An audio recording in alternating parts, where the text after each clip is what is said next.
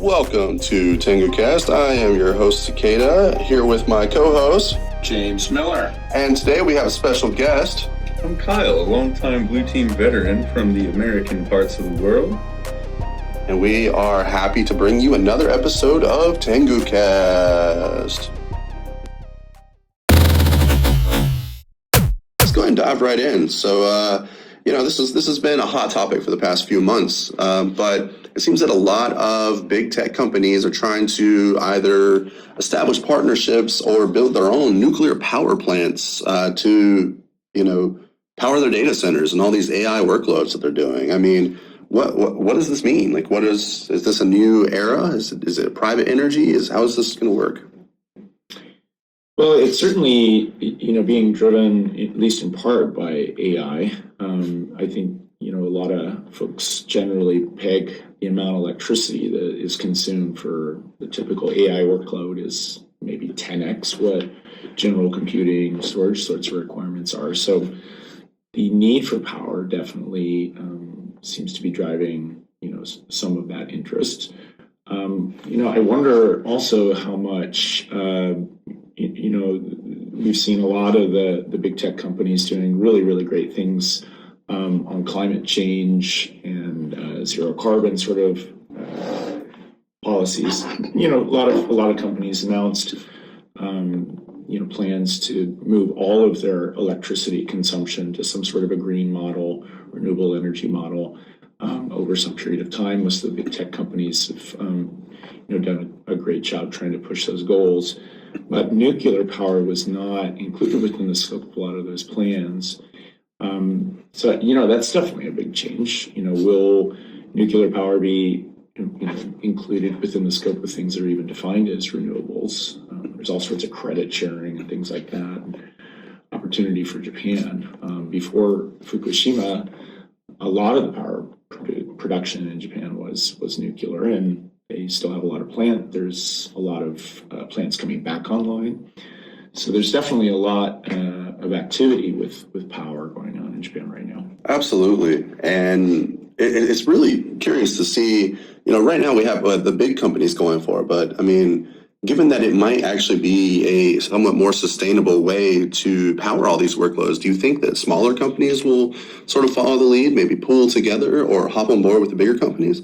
The nuclear power, has been around for quite a long time. It's a very sensitive topic, for many people in Japan.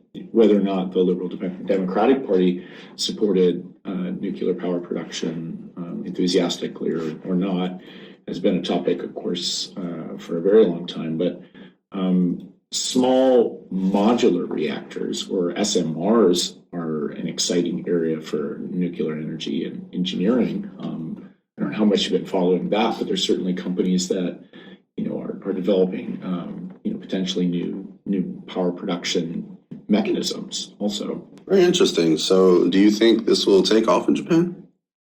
Well, I mean, takeoff is always an interesting question in Japan.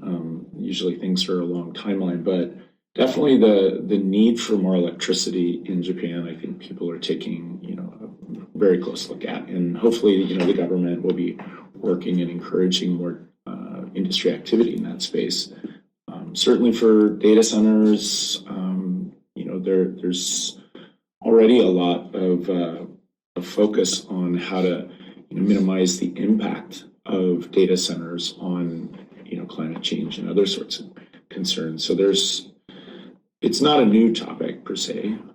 Certainly it's important, but I think nuclear changes the dialogue in a lot of ways, just because for Japan in particular, it's 80% mountainous, and a lot of Japan is forested.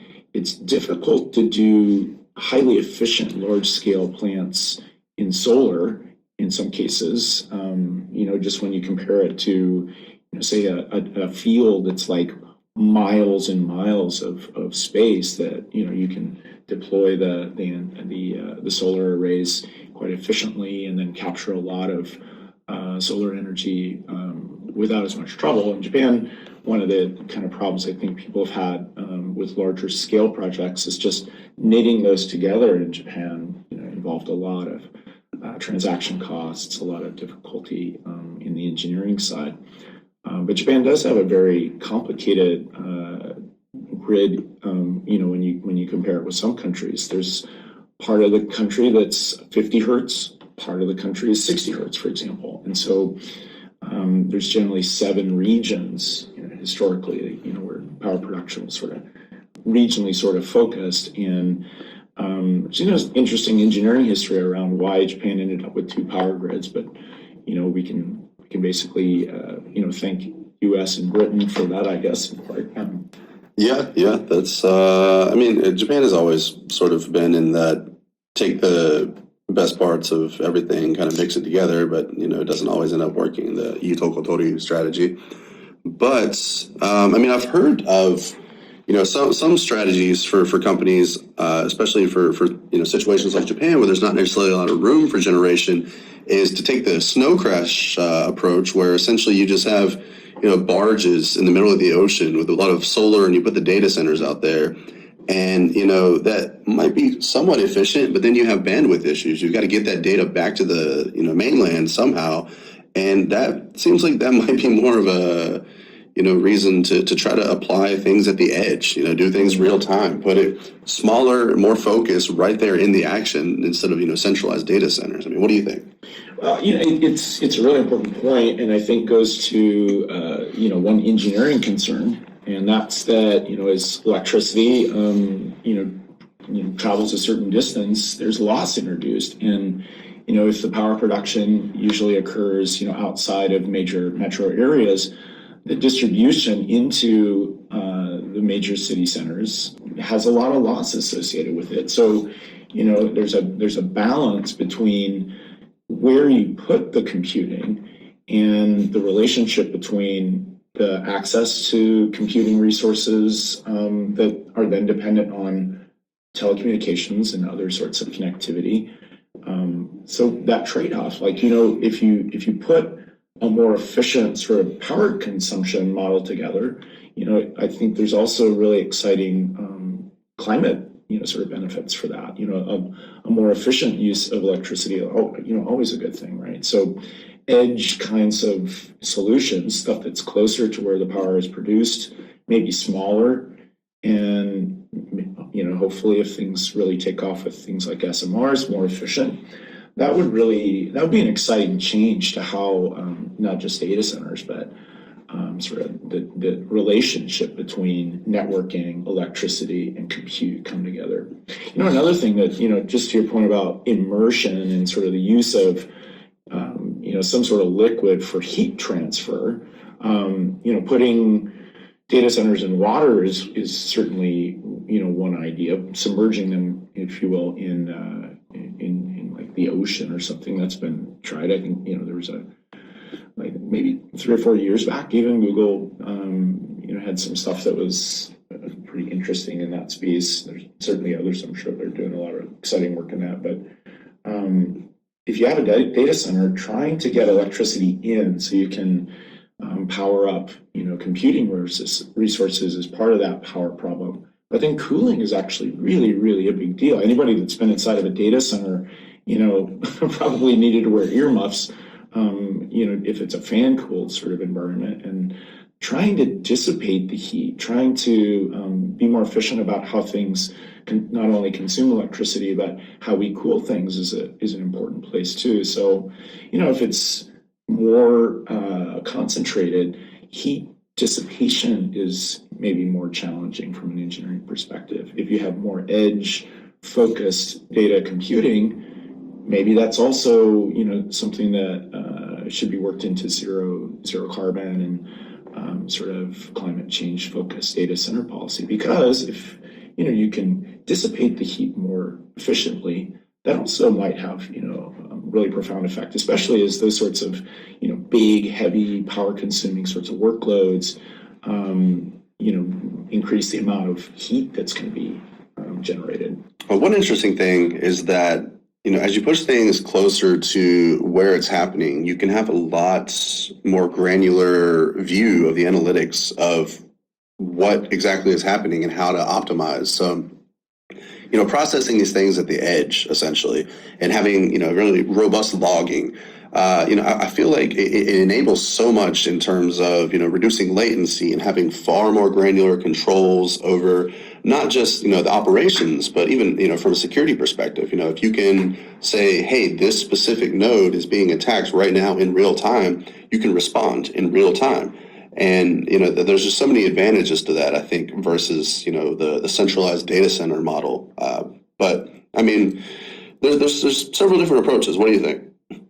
Well, if we look at the kinds of computing problems, that AI is such a big field, but AI are taking on. Autonomous vehicles are very, very data heavy. A typical autonomous vehicle has probably more data traversing through it than, I think there's been some more statistics around this, but the internet had for years. So the amount of data that's being produced and will have to be processed is part of the problem. But if you put the computing closer to those sorts of things, if you've got drones or IoT networks that are expanding, putting that computing closer to where the problem is, gives you other benefits too. You think about, like, from a security perspective, the more detailed information that you collect and move around, the more you have at risk. So if you've got, say, a capture mechanism at the edge, let's say it's a surveillance camera, or it's monitoring some sort of sensitive data that you need to process. If you process it at the edge and you convert it to something that maybe is more, if you will, privacy enhancing, is less sensitive, there's probably benefits on the security side just to being able to do more data minimization. Maybe edge-focused AI, helps with that problem. So in some sense, you can solve a security problem by restricting about the kind of information or the level of detail of information that you're collecting or sharing. I think one interesting approach to this is to move away from sort of general purpose data loads and computing to, you can even have very specific ASIC systems or very, very, very granular IoT systems that are running specific ML workloads that are trained on very specific things, operating as close to the edge as possible. And I think you get such a great return on investment in terms of visibility and efficiency, both from operational and security standpoints, but also just from the ability to do more for less served areas. At least part of, I think, the progress on AI has been just the ability to process very, very large data sets. In a lot of cases, if you've got a very legacy-heavy environment where you've got data in different systems, the formatting is different, cataloging and just keeping track of what sort of data resources you have is a very difficult challenge for a lot of organizations. So at least I think what we've seen with a lot of the LLMs and text corpus sort of AI has been, if you can get it into an environment where you can run AI relevance processing on top of the big data set, that's been shown to be efficient and certainly has accelerated all of that processing space. That said, though, there's a lot of, I think, evolution in how even text corpus is being processed. I think there's fairly settled term like federated approaches, federated AI, where you might be going into an environment and doing some quantization or a sampling of a data set, and then being able to extract the information that you would need for maybe another stage of that processing in a different environment. That role of aggregation probably will still continue, but being able to process things on the edge, everybody's scrambling for that, right? I think there's just a lot of potential here, and I'm really looking forward to seeing what happens in the next couple of years, because things are just only accelerating. I mean, Moore's law, it maybe doesn't prove true necessarily anymore for a number of transistors and circuits on a board, but in terms of what computing can actually do, a modification of Moore's law might be needed. Well, there's always going to be the trade-off between, the amount of latency that you induce, putting, the data farther away from where you're going to compute it, or, trying to have semaphoring between different sets of data. So that'll probably continue, but it is exciting to see the evolving, if you will, edge AI sort of space.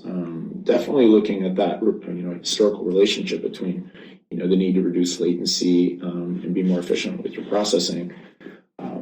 I think we already touched on it, but the security benefits, just being able to capture more data, being able to instrument things at a deeper level, is going to be a critical sort of path forward.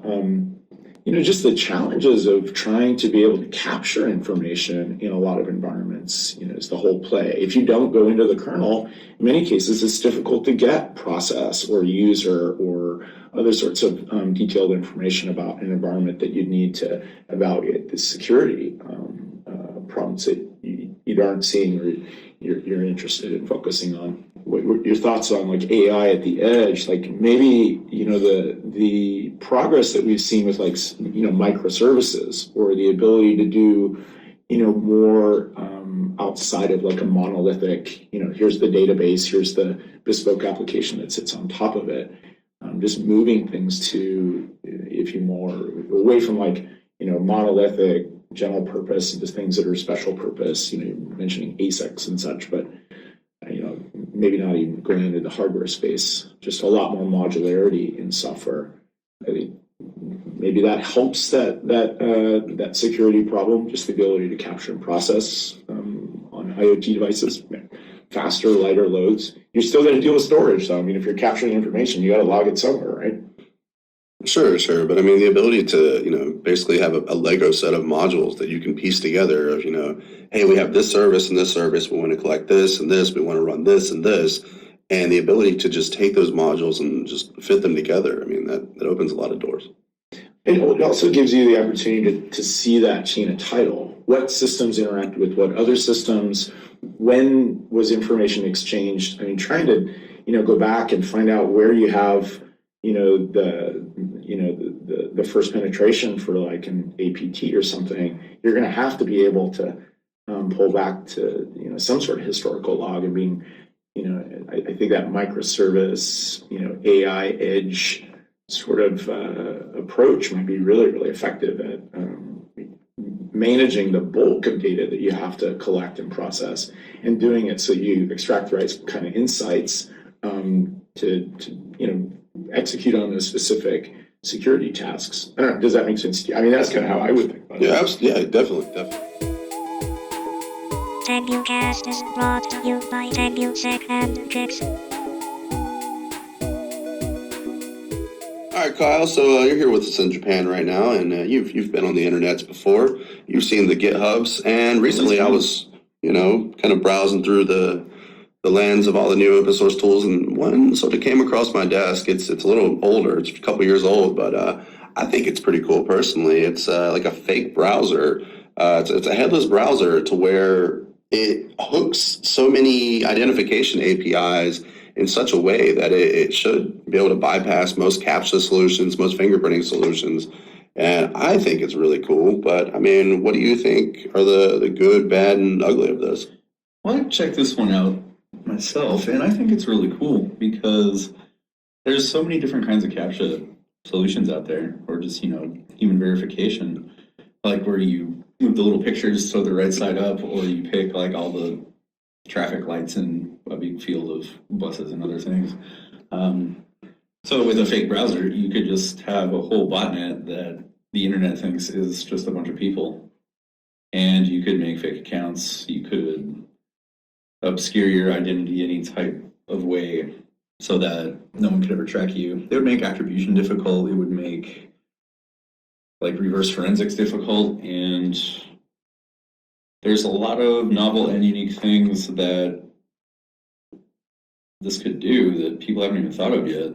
One thing that comes to my mind is you glue this onto some sort of agentic LLM, a Claude or a GPT or something, and you basically ensure that the dead internet theory is true. And for those who aren't familiar with the dead internet theory, it's basically post 2016 or 17-ish, 80+% of all content you see online is created by AI or by automated algorithms. And even the commenters, even all the interactions you see, nothing is organic. There's no humans left. It is just an AI wasteland. And I think this tool makes it a lot easier to help that come to fruition. So for the doom and gloom specialists of you out there, there's an idea for a weekend project. Another interesting. Can we pause on that for a second? Because I think what you're saying is it's like a robotic process automation for circumventing browsers sort of capture stuff. That's the gist of it, right? And essentially, yeah. So you couple that, you spoof the human element that you associate with like moving the mouse or whatever, and that's how now the AI can overcome the stuff that was put in to try to make it, hard for non-humans to just automate. And then you end up with even more dead internet space. Indeed. And I think it's going to be an interesting next few years to see how far this goes. And if there is a sort of backlash, I mean, in the past few years, there's been a design sort of backlash where a lot of the more underground hacker types are designing their websites to intentionally look like 1998 GeoCities websites and Angel Fire sites, which that's a great aesthetic, if you ask me. I mean, it could definitely go in a lot of worse directions. So I support this. Can you add me on MySpace? Yeah, we can do that. Well, I'm only on Friendster actually, so I'm actually a Mixie. My aim is, I'm a Lycos guy myself. Are you? But I actually think this is a really interesting, not a new topic per se, but it's going to get even more interesting, as this stuff, like you said, it's tied up into the generative AI stuff. There was a really interesting comment I saw this week linking blockchain and AI. And, a lot of us, may have had even 3D effects cards back in the day and played Quake. Okay, I'm the only one in the room that played Quake. I did too. Okay, you did too. Yeah. And, the impact of gaming on the ability to just like sell really, really new kinds of computing architectures, part of that story. But once it left the gaming sort of environment and started to be used for mining and, the ability to do different kinds of computations, that kickstarted AI in a lot of ways. So the comment, a person who's definitely deep in the crypto space, but his point was crypto has actually been the engine behind the AI boom because of the kinds of computations and the alignment between a hashing algorithm and what you are typically doing with LLM and other sorts of AI. That's that style of AI.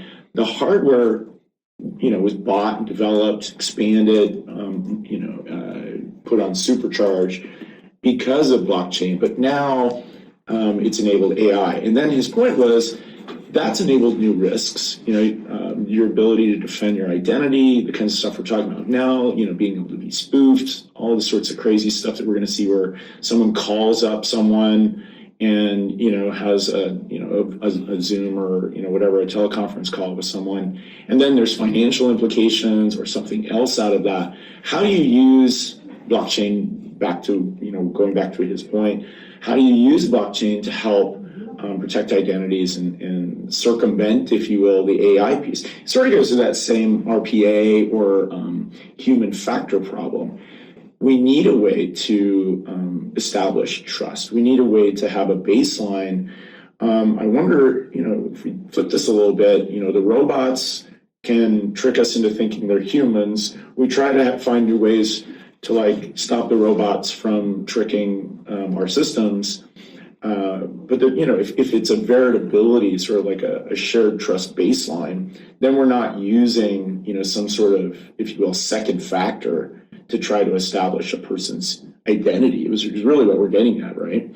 What's a better, approach to solving the problem? Maybe you just go back to, identity, sovereign, things like that are blockchain-based systems.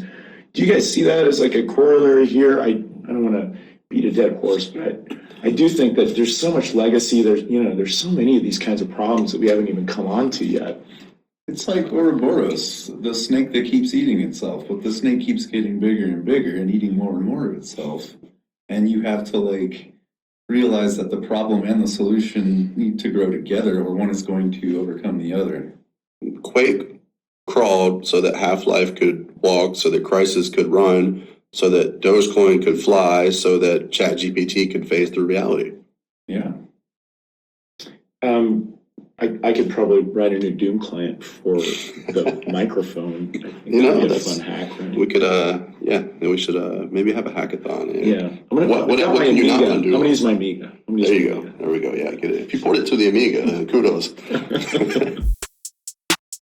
This is TenguCast. I mean, Doom, honestly, it is sort of the gold standard. It's the greatest of all time, the GOAT, if you will. And speaking of GOATs, in terms of tools and geopolitics, North Korea sent some troops into Ukraine to, sort of help their Russian allies. But Russia has decided to return the favor by sending 100 of the GOATs back to North Korea. And we're not talking greatest of all time. We're talking literal elite GOATs here. What is the angle? What are the advantages of having 100 GOATs from Russia if you were North Korea?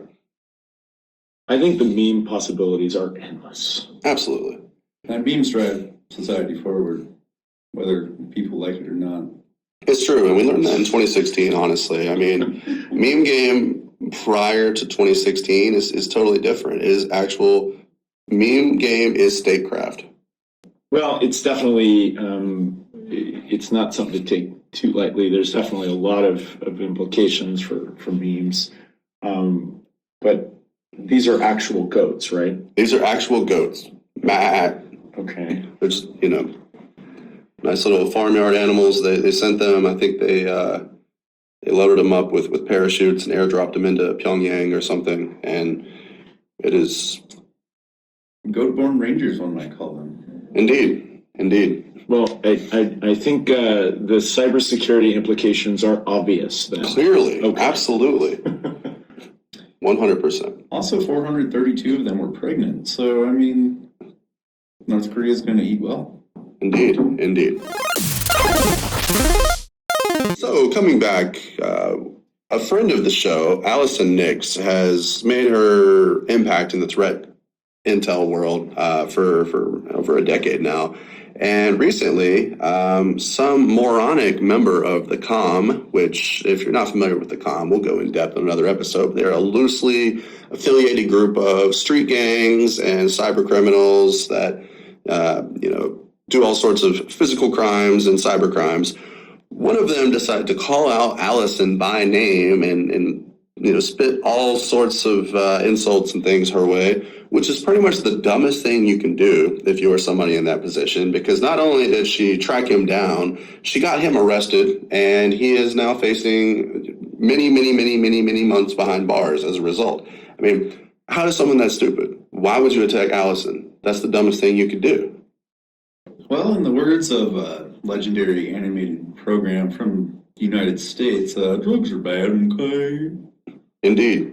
That's the only explanation that we can figure out is he was getting high on his own supply, which it's, you don't want to do that.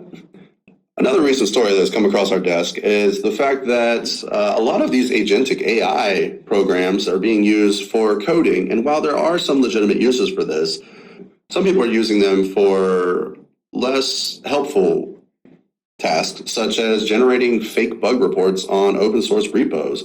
There's been an influx in popular open source repositories on GitHub and various other sites of fake bug reports for code that has just basically been hallucinated by LLMs. I mean, this is something that needs to be addressed. So we should definitely figure out some way to lessen the load on that, because it's a real problem. Not to not to go back to disinformation, but yes, disinformation. I mean, the bigger concern I see for this is, the ability to use AI to generate false identities, infiltrate open source projects, and then do nefarious things within that trust circle. So much of open source is, essentially the rough consensus and running code sort of model for things. If you can get through the door, adding a couple, useful sort of modifications to a project, once you're in, the other concern I'd have is just like the ability to just, spam, a functioning system, to, use AI to generate, more sorts of risks within that software tree. QA processes, CI/CD and things like that might be useful, but how are you going to be able to fight AI with AI, trying to weed out not just stuff like this, which is a little more lighthearted, but stuff that's actually nefarious, introducing intentional backdoors and the sorts of thing we talked about before with binary and other stuff. Absolutely. And this is something we're going to definitely delve deeper into next time and in our future episodes. But folks, that's all the time we have today. We're very happy to have you. Once again, I'm Cicada. James Miller. Kyle. Thanks for joining us, Kyle. Thanks for coming to TenguCast. Have a great day, everyone.